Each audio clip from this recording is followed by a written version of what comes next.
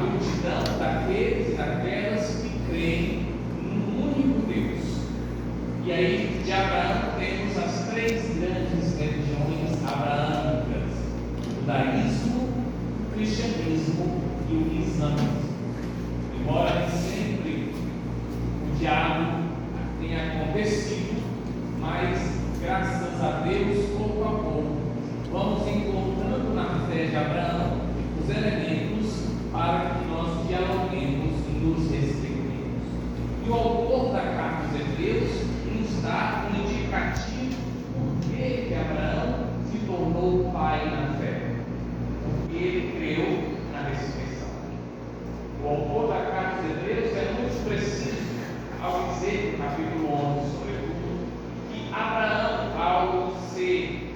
ao ter solicitado o seu filho único, ao oferecer a Deus, ele entendeu se Deus foi capaz de oferecer esse filho único, já em idade avançada, se ele prometeu que eu seria pai de uma numerosa multidão, tão imensa como, tão incontável como os grãos de areia da praia, como as estrelas do céu, eu creio, se ele pede meu filho, ele fará esse filho voltar a Deus.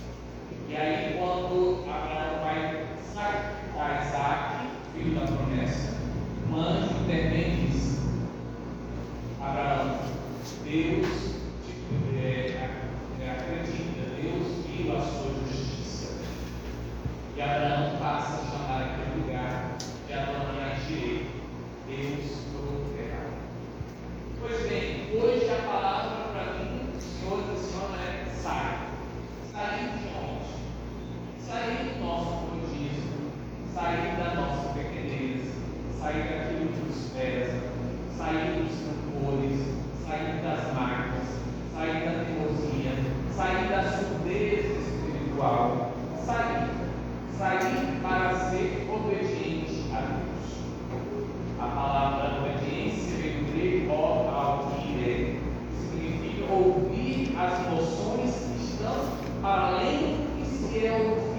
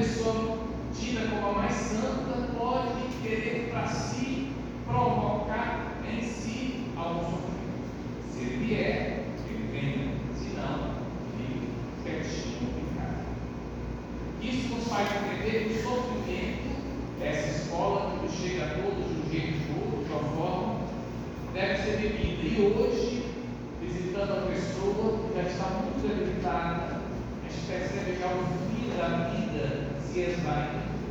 Ele diz: Pai, eu estou nas mãos de Deus. A primeira vez que ele disse isso, depois de quase 9 anos debatendo com a enfermidade. Eu estou nas mãos de Deus. Quando ele quiser, ele me chama. Eu estou sereno. E eu pedi a Deus que eu tivesse essa serenidade na minha hora, no meu momento. Paulo pede que nós soframos com ele pelo Evangelho e lembra que aquilo que estava antes escondido agora foi revelado. Cristo Jesus, que destruiu a morte e faz brilhar a vida eterna. Terminamos com o Evangelho, onde, de forma muito pedagógica, nosso Senhor sabe que se vivermos muito as dificuldades, se vier para a gente aquelas só situações difíceis, só momentos impensáveis, pesados, a gente não suportaria. Então ele se transfigura. Por que ele faz isso? Porque ele sabe que os seus convivas daquela época, e nós hoje, os ouvintes, seus discípulos, se a vida só for dificuldade, é difícil permanecer. Ele transfigura justamente para dizer: olha, a última palavra não é da cruz. A última palavra é da cruz. Mas tem um detalhe muito importante. Pedro, vendo Moisés, grande autor da lei sagrada, vendo Elias, o grande profeta, ele quer fazer uma tenda para os crentes.